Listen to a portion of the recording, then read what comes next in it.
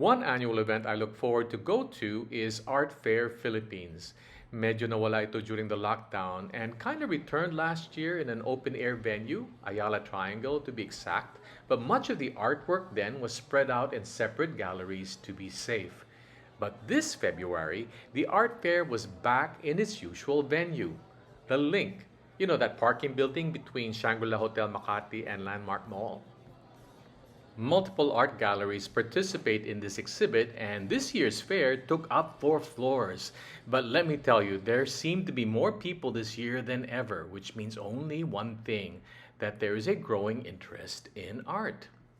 Not just serious art collectors, there were families, barcadas, couples on dates, tourists.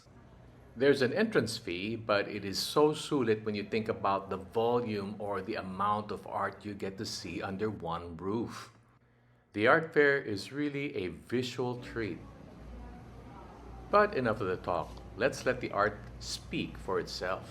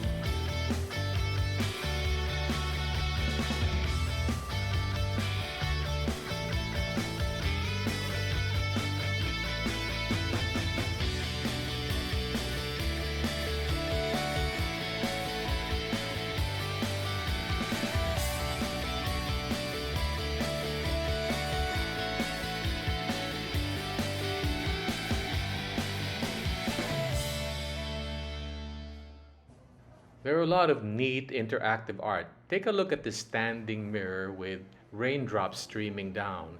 If you go close, you will see your reflection on the droplets. How cool is that?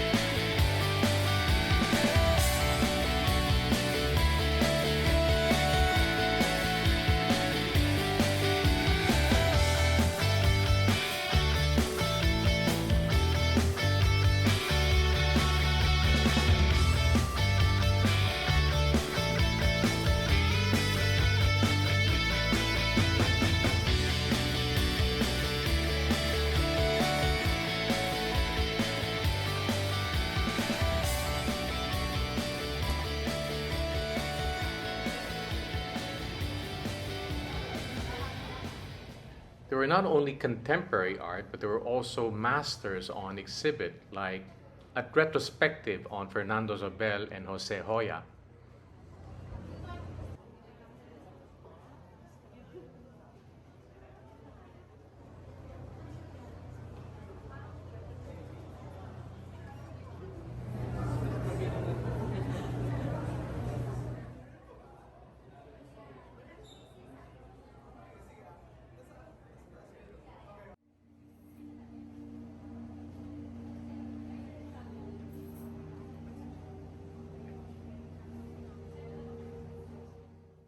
One of the highlights for me was seeing a special exhibit by Crucible Gallery featuring Jose Mendoza and his son, Jordan, who are sculptors.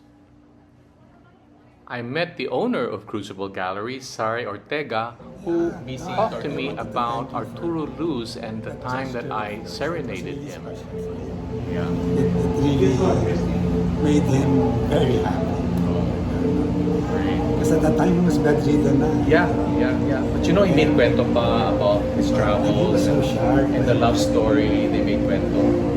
So it was really a special time. Thank you again. So you're the guy behind Crucible. Yeah. Congrats, congrats.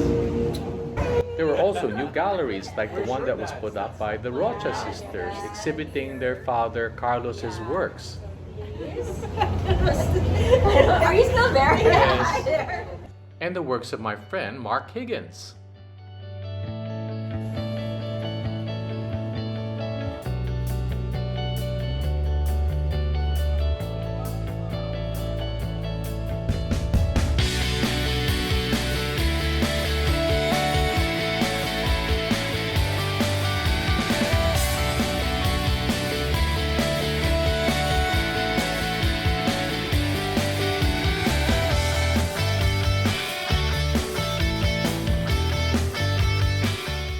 The galleries represented are not only local, but some come from the ASEAN nation.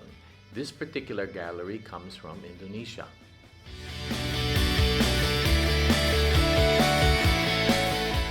I was so happy to see that photography was well represented in the art fair this year.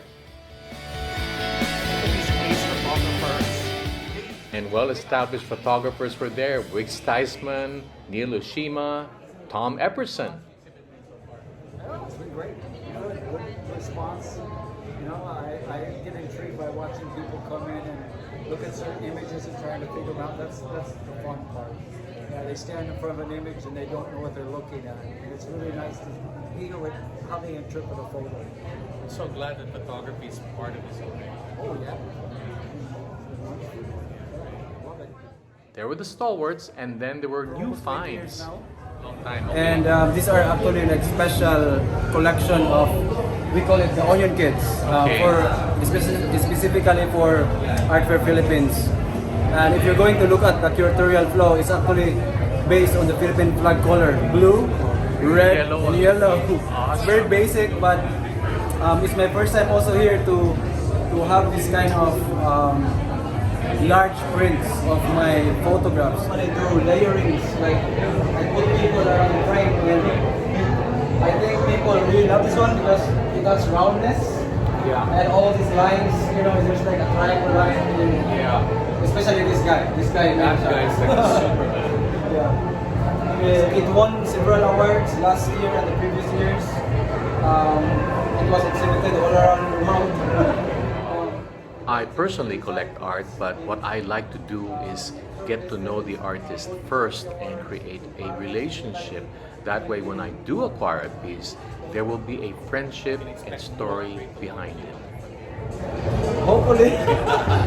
Thank you, sir. Art in the Philippines has really evolved over the years and is a thriving industry. Filipino artists are now in great demand, not only locally, but abroad. Looking forward to the next art fair. And if you haven't been, go.